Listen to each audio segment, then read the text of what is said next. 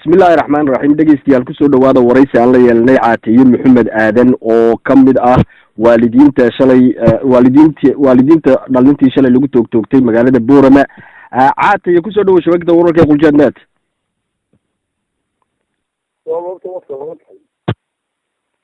بعدي حواليا عرفت السنة كده عاملين على البورة واحد عيد مدارات أيضا يرادوا فيها وينكم السنيين بعد ما في جربني ما دي واحد من يوصي أو من الحلوين يو بيعمل مصدر يو يلعب كانوا ويا بغنيبة بعد ما في فول جلين جربني ما دي أيضا يكفينا كل يومين مدارات فيها خيرات وضي واحد عايز أو بدونية حزب السنية أو وتعيد عمل جاره إشي وصي وأنا بدوني وريي عيدا جاره سوته ينادي بورنا شيء الباقي مدي وبوس أي مدي من الناس كل مدي فصلوا هاي نقطة الله عن كل طلقة اليوم كل الليلة جماعة سيلا كشوليو أمد الشيء واحد أنا اللي بدل كير جاي أو عيدا جاره هو فينا واحد هاي دعوة عيد بالبشر البشر واحد نقطة يركع الغشاية الأذكى والإرادة جماعة هرجين من عندك قالوا هنا دور وكوين كاركون هاي حريص كذا وتفكر يلا واي واحد شيكتي يركيناد adeeru tahay aabihi ma jooga هذه أقول لك دقائق مركو يعني وراء حرجيسة ما askartu kamid ah askar Somaliland يقول لي قاعد في ترى من مدينة لكن أكثر بشر مو مكان أبو شيء وايي cidda toogatay imika dadka xabada ku furtay yarka la toogatay ma la garanaya dadkii meelaha ay rasaatu ka dhacayaan u dhawaa waxa sheegayaan hal shakhsi iyo wadalaayay saddex dhaawac ay ninka dhintay marka waa ayo ninkaasi oo ciidamadu ka tirsan yahay magaciisa ma la garanaya ama muuqiisa ciidamada kulli xagga saraakiil madaxii waa wada ciidan ma aha sanaa ciidan ku dhigtay waa ciidan uu ka bixiyay oo dariiqiisa saad uu la garanaya waayahay ilaa imika waa la aasay sida lagu maqaalaa yarkii dadkii kalena weli waa dhaawac ilaa imika wax dad idii yimiday ama dawladda ka socda ama odayaasha meesha socday wufuudda ka socda oo arrintaa idinala hadla ma jira waxaa jiray saaka markii suldaanada gobolka ay shireen eeday ku raacto way dawladda ku tiri waan qabnaa dhimashada iyo dhaawacaba si dawladnimaan u qabnaa mooyaane laakiin wax kale oo hadda kadib nooga yimaado manu arag balna nooma qaban lekeygana waana sanay sidii weli waan ku jirnaa waayahay waxaa kaloo nagu maqaalaa in Muuse Bixi markii ay dadku soo gadoodeen ee ay dad daawanaya dad mudaaharaadka sameynayaba ay iyagu isugu jira aw Muuse gudoomiyaha xisbiga kulmiye Muuse Bixi aw askartu ku yidhi dadkan maxay meesha ugu soo xoomeen sidaana ay ku dhacday in ay dad askartu ay rasaasta u furto arrintaa maxaa ka jira isaga waxa weeyaan ciidanka isaga watay ciidanka ku waxay ciidan si kale u cadaysan meeshana askar hore joogtay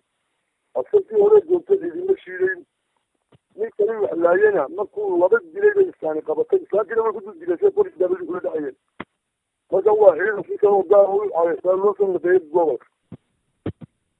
waayahay waxaa kaloo nagu maqaalaa in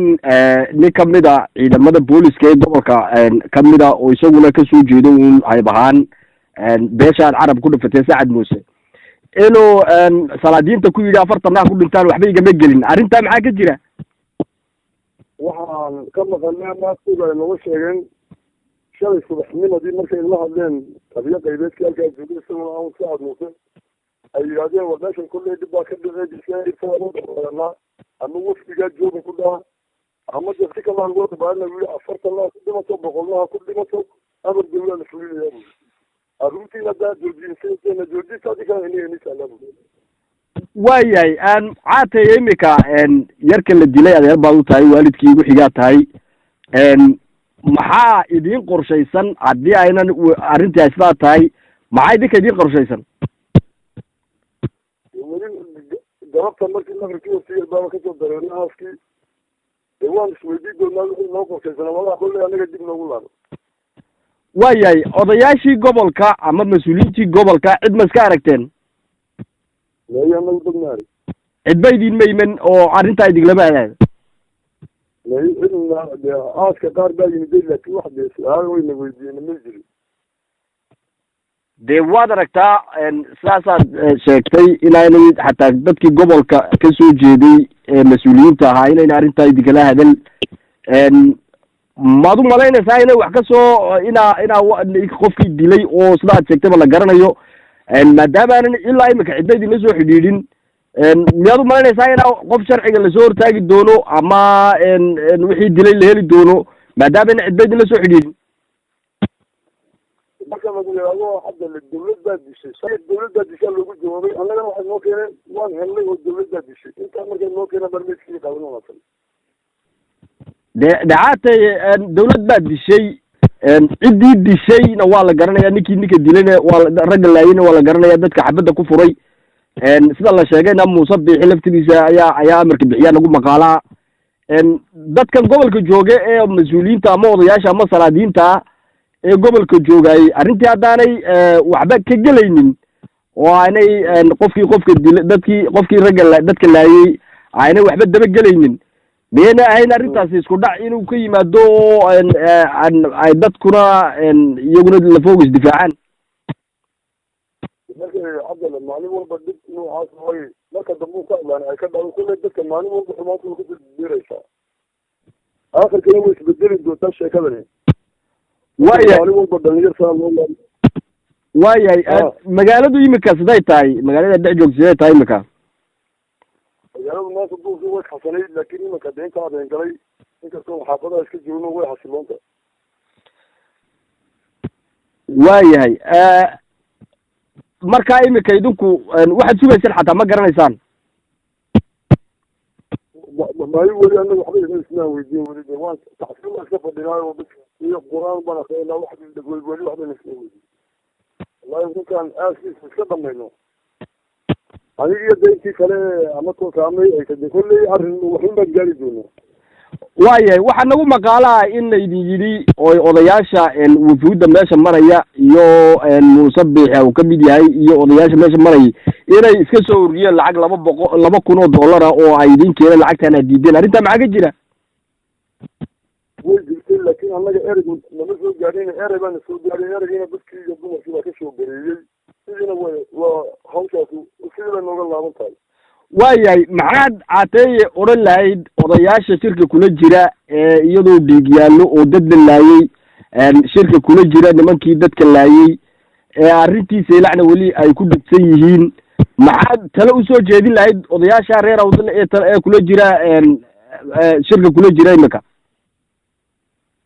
waxa weeyaan horta odayada reer awdal waxay ku rumaayeen inay dib wal oo ku dhacaysa ama ay kool tagaan ama de intayna yiman ay dawladaba weydiistaan war annagaa xalinayna na suga in kale oo kale de madaxweyne ku-xigeenku inuu dib u dhigay isagoo qaarka yimaado wax dhibina kama socotee fiidna kama socdeen odayada waxa weeyaan kol waleyba marka dambe bay ka taliyaan markaa hore cidda ma arkeysa wax caruur joojinaysa ma jirto maxaad imika usoo jeedin lahayd shir bay kula jiraan sida nagu maqaalaa shir bay kula jiraan oo ay arrintii seelacun weli laga doodaya iyadoo meeshii dad lagu laayey maxaad go-aana inay qaataan ama arrinta seelac ha noqoto ama dadkii la laayey ha noqoto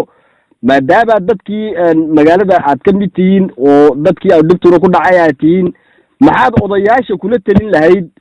reer awdal ee gobolka ka soo jeeda iyo mas-uuliyiinta gobolka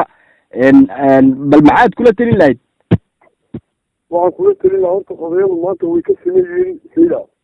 inaanan marnaba arrinteeda la bedelin waa laga siman yahay kaka baxeena inuunan gobolka ku noolaanin baa la ogyahay maanta ama de waxay si dalban uga baxa ama si muuqda uga baxa kakale ee dadka dhintay iyo dhaawacana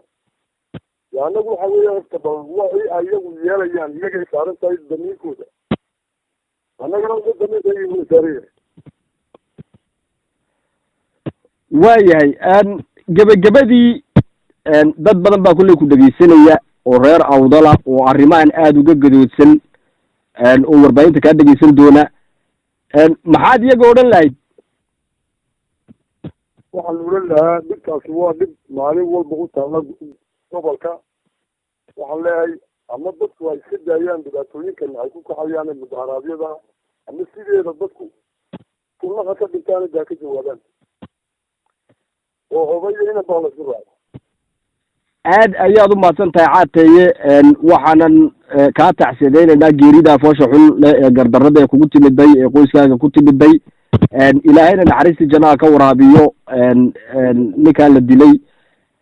aad ayaan kuu salaamaynaa sabiryeygana allah idinka siiyo waayo walaal adnagu salaaman